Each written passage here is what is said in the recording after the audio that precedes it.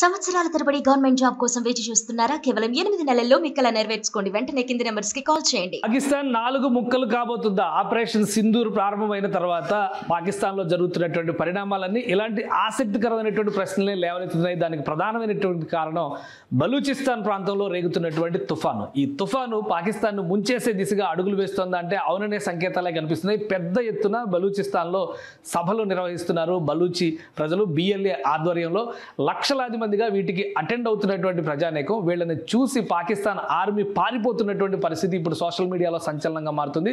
దీంతో పాటు పాకిస్తాన్ 4 ముక్కలు అవుతోందనేటువంటి ప్రకటన బలూచిస్తాన్కి సంబంధించినటువంటి అఫీషియల్ గ్రూప్స్లో వైరల్ అవుతున్నటువంటి అంశం పాకిస్తాన్ పెద్దలను కూడా కలవరపరుస్తుంది. ఒకసారి చూద్దాం. పాకిస్తాన్ ఆర్మీ మొత్తానికి చాలా కీలకమైనటువంటి నగరమైన క్వెట్టా కూడా వదిలేసి పారిపోవాల్సిన పరిస్థితి వచ్చింది. ఇప్పుడు బలూచిస్తాన్లో జరుగుతున్నటువంటి భారీ సభల ఫలితంగా ఆర్మీ జవాన్లు, పాకిస్తాన్ ఆర్మీకి సంబంధించినటువంటి సైనికులు మొత్తం ఊళ్ళకి ఊళ్ళు ఖాళీ చేసి వెళ్ళిపోతున్నటువంటి పరిస్థితి. ఈ దృశ్యాలన్నింటినీ కూడా BLA సోషల్ మీడియాలో పెట్టింది. అక్కడికి వచ్చినటువంటి BLA సమావేశాలకి అటెండ్ అయ్యేందుకు వచ్చినటువంటి బలూచ్ ప్రజలను చూసి పాకిస్తాన్ ఆర్మీ భయపడి పారిపోతుందని చెప్పని ఈ దృశ్యాలని షేర్ చేస్తున్నారు. ఇప్పటికే క్వెట్టా లాంటి కీలకమైనటువంటి నగరం వీరి చేతిలో ఉంది. గ్వాదర్ పోర్ట్ లాంటి వాటిపైన కూడా కబ్జా చేసుకున్నటువంటి పరిస్థితి. స్వతంత్ర బలూచిస్తాన్ ఆవిర్భవించింది అనేటువంటి ప్రకటనలు వరుసపెట్టి బలూచ్ నాయకులు చేస్తూనే ఉన్నారు. దీన్ని కౌంటర్ చేసేటువంటి స్థితిలో కూడా పాకిస్తాన్ నాయకత్వం ప్రస్తుతం లేదు. అలానే బలూచిస్తాన్లో జరిగినటువంటి ఒక భారీ సభ, విపరీతమైనటువంటి జన సందోహంతో వచ్చినటువంటి సభ ఈ నెల 9వ తేదీన జరిగింది. దానికి సంబంధించినటువంటి దృశ్యాలు కూడా సోషల్ మీడియాని తాకుతున్నాయి. ఆ దృశ్యాలు చూసి పాకిస్తాన్లో పెద్ద పెద్ద ప్రకంపనలు వస్తున్నటువంటి పరిస్థితి. దీనితో ప్రభావితమైనటువంటి మిగతా ప్రాంతాల్లోని ఉద్యమాలు కూడా ఇప్పుడు ఆయువు పోసుకుంటున్నాయని బలూచ్ నాయకులే పదే పదే చెబుతూ దానికి సంబంధించినటువంటి ఆధారాలని సోషల్ మీడియాలో షేర్ చేస్తున్నారు. అసలు ఏంటి ఆ విషయాలు ఏంటి ఒకసారి విశ్లేషించేటువంటి ప్రయత్నం చేద్దాం. ఎందుకంటే సోషల్ మీడియాలో వస్తున్నటువంటి అంశాల పరంగా చూస్తే కనుక బలూచిస్తాన్ నాయకత్వం చేస్తున్న వాదన ప్రకారం పాకిస్తాన్ 4 ముక్కలు కాబోతోంది. దానికి సంబంధించినటువంటి మ్యాప్ను కూడా వీళ్ళు షేర్ చేస్తున్నారు. ప్రస్తుతం ఉన్నటువంటి పాకిస్తాన్ స్వరూపం ఇది. మొత్తంగా ఈ ప్రాంతాన్ని ఒకసారి మనం గమనించి చూస్తే కనుక 5 విభాగాలుగా దీన్ని చూపిస్తున్నారు. మొత్తం 6 విభాగాలు కనిపిస్తాయి, కానీ 5 విభాగాలుగా మనం చూడాల్సి ఉంటుంది. ఇది ప్రస్తుతానికి ఇండియా నుంచి ఆక్రమించుకున్నటువంటి POK పాకిస్తాన్లో ఆధ్వర్యంలో ఉన్నటువంటి కాశ్మీర్, ఇది పంజాబ్ స్టేట్, పంజాబ్ ప్రావిన్స్, ఇది సింధ్ ప్రావిన్స్, ఇది బలూచిస్తాన్ ప్రావిన్స్. బలూచిస్తాన్ స్వతంత్ర రాజ్యం అయితే పరిణామాలు ఏ విధంగా ఉంటాయి ఇక్కడ చూస్తే ఫెడరల్లీ అడ్మినిస్ట్రేట్ ట్రైబల్ ఏరియాస్, ఇది ఆఫ్ఘనిస్తాన్ సరిహద్దు ప్రాంతం. ఇక్కడ పాకిస్తాన్ ఆధిపత్యం కంటే కూడా స్థానిక గిరిజన తెగల నాయకత్వం ఇక్కడ ఎక్కువగా ఉండేటువంటి పరిస్థితి. ఇక ఈ ప్రాంతాన్ని ఖైబర్ పఖ్తూన్ఖ్వా అని చెప్పారంటారు. ఇది కూడా పఖ్తూనిస్తాన్ పేరుతో ఒక ప్రత్యేక నినాదాన్ని అందుకున్నటువంటి పరిస్థితి. ప్రస్తుతం భారతదేశం చేసినటువంటి ఆపరేషన్ సింధూర్ సూపర్ సక్సెస్ అయినటువంటి నేపథ్యంలో పాకిస్తాన్ ఆర్మీ కుదేలైంది. ఎక్కడా కూడా ప్రతిఘటించేటువంటి స్థితిలో కూడా లేదని బలూచ్ నేతలు పదే పదే సోషల్ మీడియా వేదికగా చెప్తున్నారు. ఈ క్రమంలో 4 ముక్కలుగా మారబోతోంది పాకిస్తాన్ అంటూ ఈ మ్యాప్ని షేర్ చేశారు. ఇది స్వతంత్ర బలూచిస్తాన్ ఆల్రెడీ ఆవిర్భవించిందని చెప్తున్నారు. ఇక ఈ ప్రాంతం అంతా కూడా పఖ్తూన్ఖ్వా ప్రాంతం, అలానే గిరిజన తెగలు ఇవన్నీ కూడా ఆఫ్ఘనిస్తాన్తో కలిసేందుకు ఆసక్తిగా ఉన్నాయి. ఆల్రెడీ ఆఫ్ఘనిస్తాన్ నేతలతో చర్చలు జరుగుతున్నాయి. ఈ ప్రాంతంలో కూడా ఒక ఉద్యమం మొదలు కాబోతుంది అనేటువంటి సంకేతాలు ఇస్తున్నారు.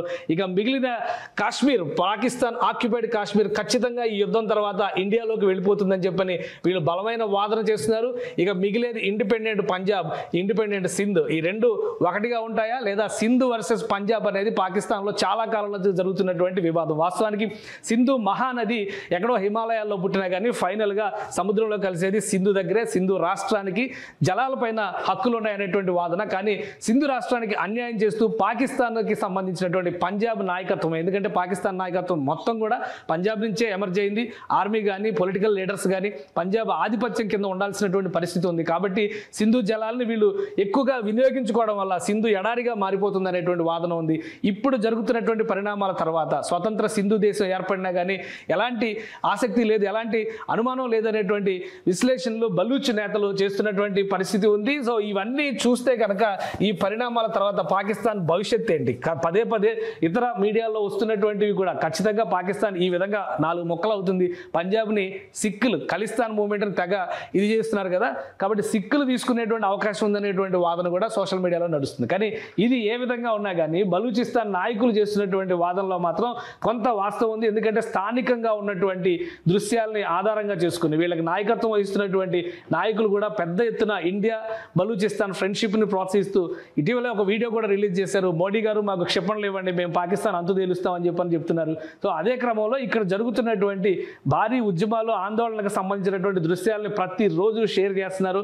ఒకరు కాదు, ఇద్దరు కాదు, బలూచిస్తాన్కి సంబంధించినటువంటి నాయక గణం, ముఖ్యంగా మహిళా నేత చేస్తున్నటువంటి ఒక మహిళా నేత, బలూచ్ మహిళా నేత చేస్తున్నటువంటి ఉద్యమానికి మాత్రం విశేషమైనటువంటి సానుభూతి పరంపర మొదలవుతుంది బలూచిస్తాన్లో అనేటువంటి మాట చెప్తున్నారు. ఎక్కడ సభ పెట్టినా కానీ జనసందోహం పెద్ద ఎత్తున ఈ సభలకి తరలి వస్తున్నారు అని చెప్పని డాక్టర్ మహరాగ్ బలోచ్ ఆవిడ మొత్తం ఈ మూమెంట్ మొత్తాన్ని కూడా ముందుండి నడిపిస్తుంది.